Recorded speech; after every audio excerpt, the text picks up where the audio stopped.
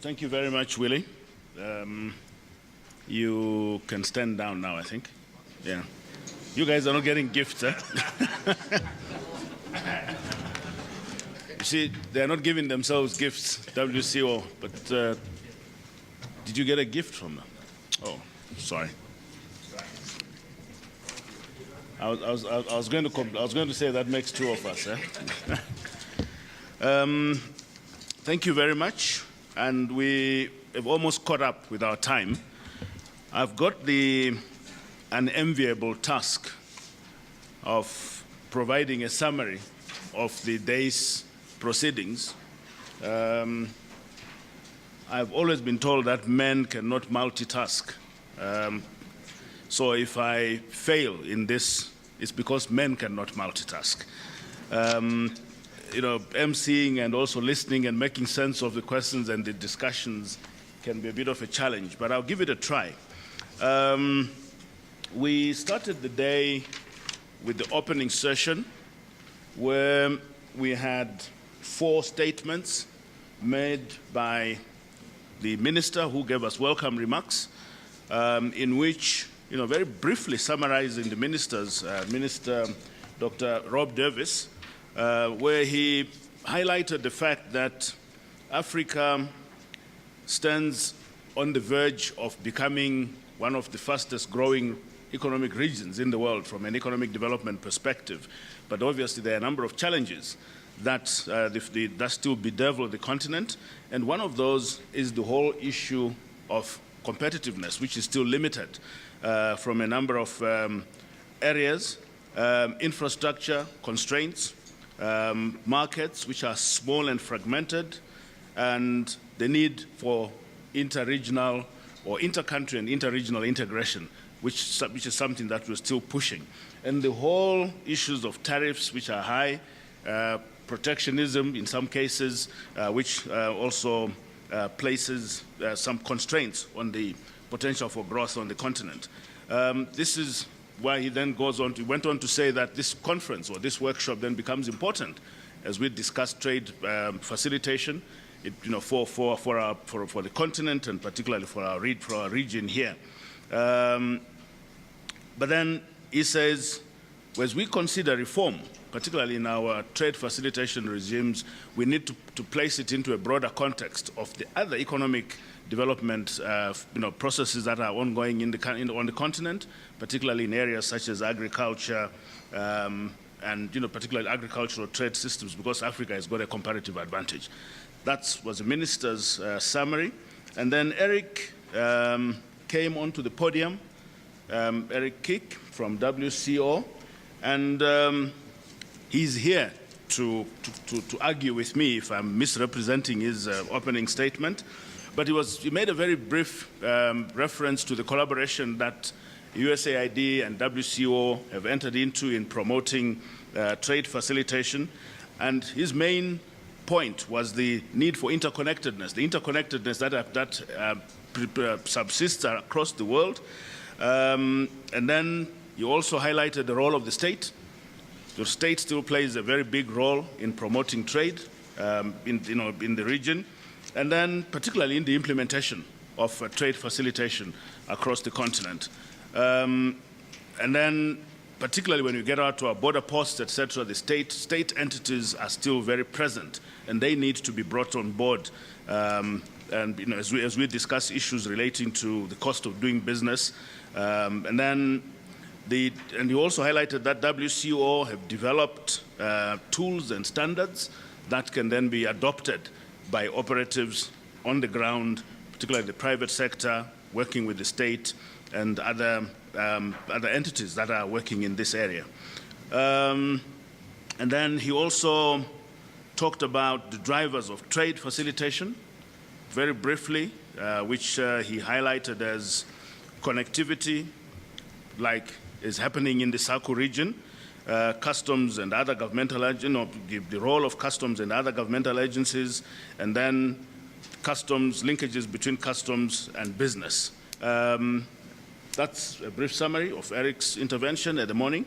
And then the DCM, the Deputy Chief of Mission at the United States Embassy in South Africa, Virginia Palmer, highlighted the fact that the US government has developed a strategy for Africa within which trade facilitation is actually given a very central role, and that is in a presidential statement that has been made to that effect. And the US government is interested to see that interconnectedness across the continent, particularly reduction of costs of doing business across borders. And then she also went into the subject of this conference, which is talking about various aspects such as single window, cloud-based customs connectivity, and consolidated border management, one-stop border posts concepts, and then customs modernization. And then we had a statement from Erin Pacific, who is the regional head of the, correct me, Godwin?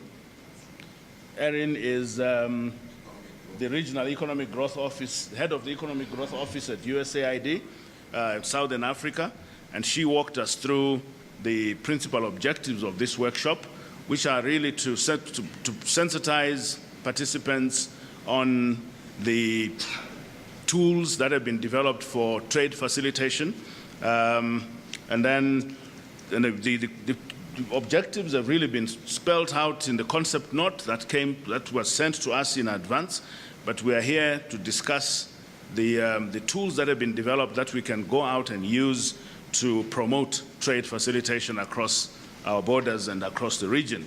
And those relate to, once again, the single window concept, interconnectivity, and then the border management systems. Some of these issues we're going to be talking about tomorrow, one-stop border posts, as well as modernization of customs, which is what we've just been talking about.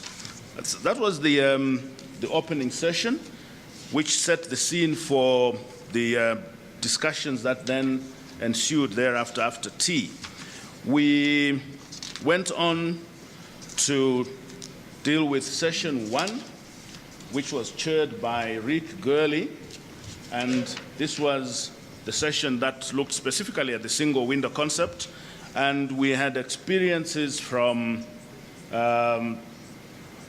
Vaibun Chawajirapant from the Southeast Asia, who took us through the 10 years of experience with the implementation and the promotion of the single window concept, and gave us some very powerful statistics as to what has happened in various parts of the world where countries achieved growth in terms of revenues just by introducing the single window concept, which were very phenomenal. Revenues accrued to governments to a tune of 50% increases in the space of 1 year.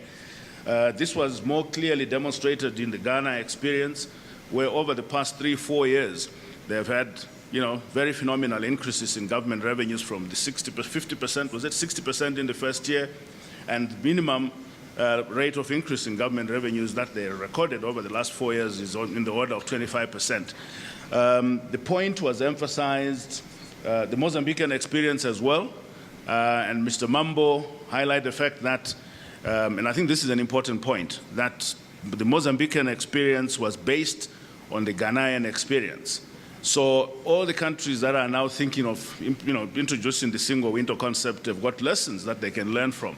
There have been 2 experiences on the continent that have already blazed the trail, and there's no need for us to reinvent the wheel.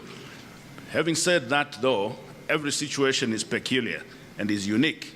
Countries need to introduce systems that are based on what best suits their own conditions.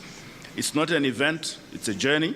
Single window is a journey, and we need to plod along it very carefully.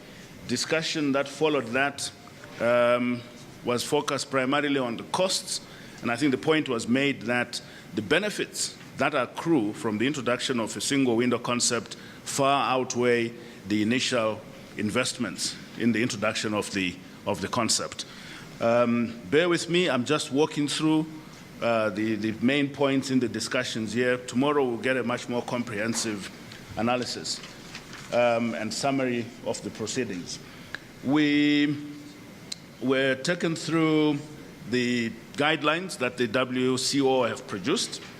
We rushed Milena through that, But I think it's important for me to highlight here the fact that if you're really interested, follow up with the WCO to get those guidelines. And we were given the information to the effect that it's a very useful document for those that are beginning to think about this process. After lunch, we went into the IT connectivity issue. We had a very, the cloud-based customs connectivity by Mr. Ludo de Bock from Microsoft, who, let me fast forward and then start talking about their linkage with SACU. I think there was a lot of talk about Microsoft and the technology, etc. The point there was that technology is very useful in terms of driving interconnectivity. But then they are working on 2 pilot projects with SACU, that's Botswana, Namibia, as well as South Africa, Swaziland. So there's some work that's already ongoing in that area. Mr. Yusuf Daya also took us through the process of interconnectivity that they are promoting as SACU, and that we can also use for, just to inform our own processes of introducing the tools that have been developed to date. Session 3, which we've just finished talking through, was on customs modernization.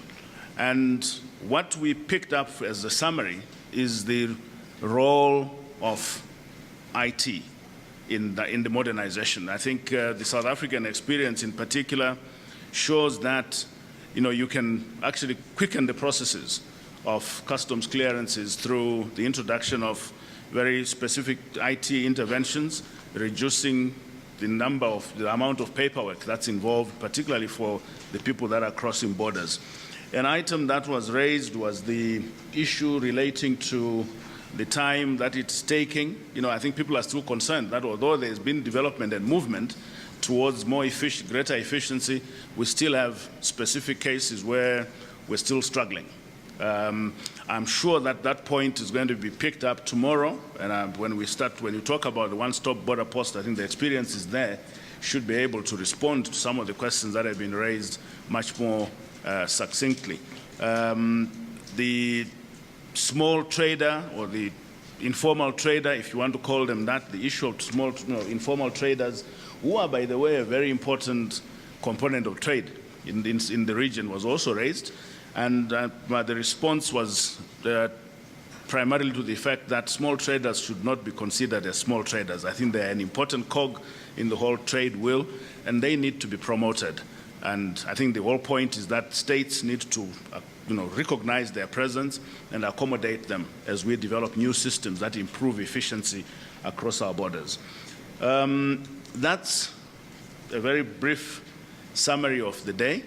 As I said, we're going to come back to you at the end of the workshop tomorrow with a much more comprehensive summary, and obviously this will be followed with a report that will be disseminated to all of you.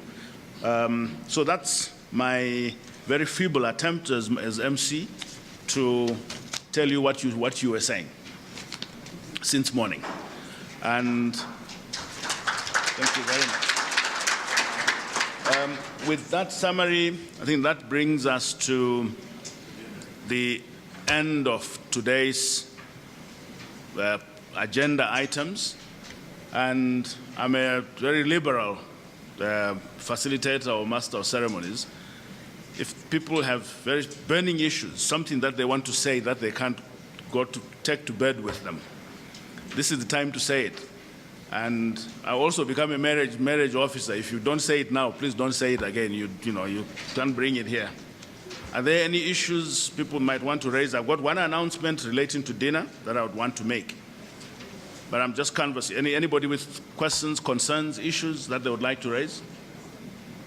Particularly in relation to our presenters, if you want something done or you want to ask something specifically. We're happy? Or we're tired? Both. Okay. Dinner if you look at your invitation card, it says dinner is going to be in state something. Can you read, somebody read it out? Mr. Patel has got it right there. Unfortunately, he needs his second pair of eyes. Okay.